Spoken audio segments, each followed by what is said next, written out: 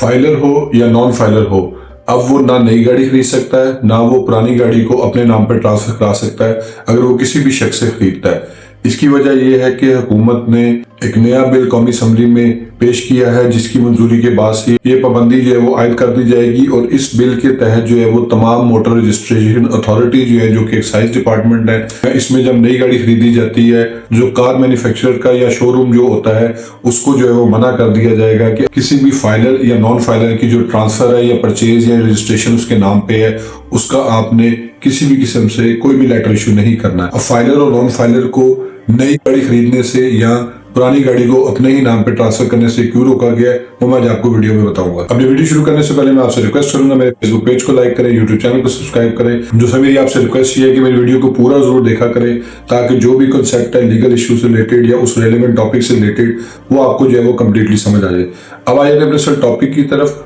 लेकिन उसके लिए मैं आपको अपनी स्क्रीन पे लेके जाऊंगा कि किस तरीके से जो है वो लॉ में जो है वो चेंजिंग की जा रही है इनकम टैक्स ऑर्डिनेंस के अंदर, और उसके बाद जो है वो क्या होने जा रहा है। तो आप अपनी स्क्रीन के ऊपर देख सकते हैं, या देख सकते हैं कि जो सेक्शन 114C जो है वो ऐड किया गया है, उसकी सब क्लॉज जो है वो ए है। उसमें उन्होंने क्लियरली लिख दिया कि any application by any eligible person for booking,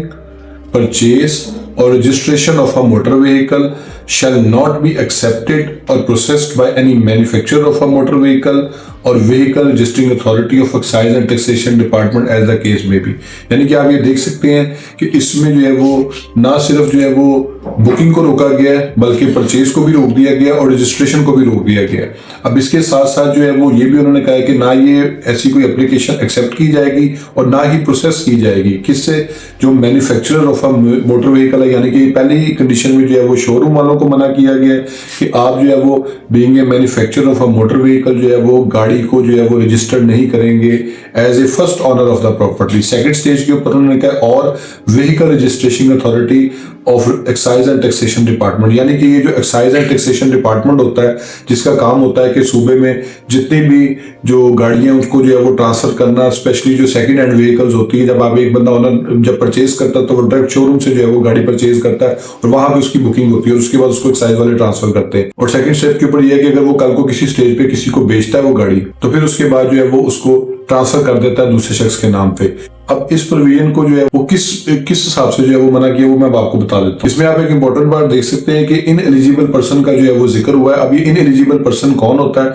वो मैं आपको बता देता हूँ। इन एलिजिबल पर्सन का सिंपली मतलब ये है कि जो कि एलिजिबल पर्सन नहीं है। अब एलिजिबल पर्सन कौन है वो भी मैं आपको बता देता हूँ। इन एलिजिबल पर्सन में जो है वो दो लोग आएंगे, एक तो नॉन फाइलर है और नंबर 2 के ऊपर जो है वो फाइलर है। अब नॉन फाइलर तो सिरे से ही बाहर हो गया, क्योंकि उसका नाम जो है वो एटीएल में नहीं आ रहा होगा, तो इसलिए जो है वो तो डायरेक्टली जो है ना इस चीज से हिट होने जा रहा है, क्योंकि इसमें एक एक्सेप्शन ऐड की गई 800 सीसी की गाड़ी से ऊपर की जो है ना ये बात जो है वो एप्लीकेबल है, उससे नीचे जो है 800 सीसी तक जो है वो एप्लीकेबल नहीं है। अब इसमें जो है वो फाइलर किस तरह हिट होने जा रहे हैं वो भी मैं आपको बता देता हूँ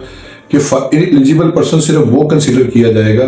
जिस शख्स ने जो है वो अपनी टैक्स रिटर्न को फाइल किया है, जो लास्ट जो भी होगी, जिससे अभी 2024 की टैक्स रिटर्न अभी फाइल हुई है,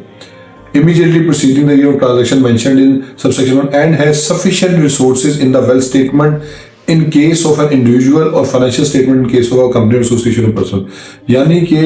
जो शख्स अपनी टैक्स रिटर्न फाइल कर चुका है वो एलिजिबल पर्सन कंसीडर होगा, लेकिन उसमें जो है वो एक चीज और जो देखी जाएगी, जो कि मैंडेटरी भी है और जो कि इंपॉर्टेंट भी है, वो ये है कि उसकी वेल्थ स्टेटमेंट देखी जाएगी। यानी कि उसने अपनी वेल्थ स्टेटमेंट में वो तमाम फंड्स या पैसे जो है वो डिक्लेयर किए हुए हैं, जो कि शो हो सकते हैं कि हाँ जी इस शख्स के पास जो है वाकई ही इतने पैसे मौजूद थे और ये जो है वो जो परचेज करने जा रहा है वो as per his financial resources है और उसमें किसी किस्म का कोई प्रॉब्लम नहीं है उसके लिए, और उसने ये चीजें डिक्लेयर की हुई हैं। अब एलिजिबल पर्सन में जो है वो डिपेंडेंट्स और फैमिली मेंबर्स भी आएंगे, यानी एक शख्स है उसने अपने 50 लाख रुपया उसने अपनी जो है वो वेल्थ स्टेटमेंट में कैश डिक्लेयर किया हुआ है या बैंक अकाउंट में डिक्लेयर किया हुआ है, वो अगर परचेज करना चाहता है तो वो जारी बात है वेल्थ स्टेटमेंट जो है वो उसके अकॉर्डिंगली वो जो है वो एलिजिबल पर्सन है वो कर सकता है। अब इसमें होगा ये कि या तो शोरूम वाले या एक्साइज वाले जो है वो आपसे वेल्थ स्टेटमेंट मांगेंगे कि आप अपनी टैक्स रिटर्न जो फाइल आपने की है वो लेके। सेकंड स्टेप के ऊपर ये है कि एफबीआई ने चूंकि रडार सिस्टम एक्टिव कर दिया हुआ है और उसमें जो एफबीआई मालूमात के जरिए बहुत सी ऐसी इंफॉर्मेशन है जो अब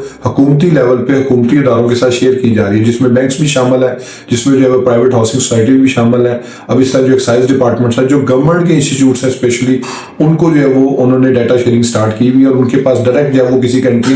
नंबर जो है यानी कि उसका आईडी कार्ड नंबर जो है वो एंटर करेंगे, तो उसके बाद उनको जो है वो पूरी डिटेल उनके सामने आ जाएगी कि ये शख्स फाइलर है, नॉन फाइलर है, अगर फाइलर है तो कब का फाइलर है, लेट फाइलर है, एक्टिव फाइलर है, या इसमें नॉन फाइलर है। या इसके बाद जो है वो उसका जो तीसरे नंबर पे स्टेटस देखा जाएगा वो ये है कि उसकी वेल्थ स्टेटमेंट का एक एस्टिमेटेड जो है ना वो कैश इन हैंड और कैश एंड बैंक जो है ना, ये दो चीजें शो हो रही होंगी कि इस बंदे के पास कैश कितना अवेलेबल था और इस बंदे के पास बैंक अकाउंट कितना अवेलेबल था। उसमें प्राइवेट डिटेल्स तो नहीं वो मेंशन करेंगे, लेकिन ये दो इन्फॉर्मेशन जो है वो बैंक के साथ, ये एक्साइज वालों के साथ और इस तरह के मुतल्लिका अदारों के साथ शेयर की जाएगी। और उसके फौरन बाद जब वो जो रजिस्टरिंग अथॉरिटी होगा वो उसको चेक करेगा, वो उसका जैसे ही आईडी कार्ड नंबर एंटर करेगा या वो कंपनी या फर्म में जिनका जो एंट्रीन होता है उसको एंटर करेगा, तो उसके बाद उनको जो है वो सारी डिटेल आ देंगी। और अगर अप टू द वो मार्क होगी तो वो ट्रांसफर भी करेंगे, वो रजिस्टर भी करेंगे, वो सारी चीजें करेंगे, अदरवाइज इसको जो है वो नहीं किया जाएगा। तो अब जो है वो फाइलर और नॉन फाइलर का मामला पीछे चला गया, अब सिर्फ एलिजिबल और इनएलिजिबल पर्सन जो है वो उसका मामला रह गया बाकी। तो होप्स आपको ये वीडियो पसंद आई होगी। मेरे फेसबुक पेज को लाइक करें, यूट्यूब चैनल को सब्सक्राइब करें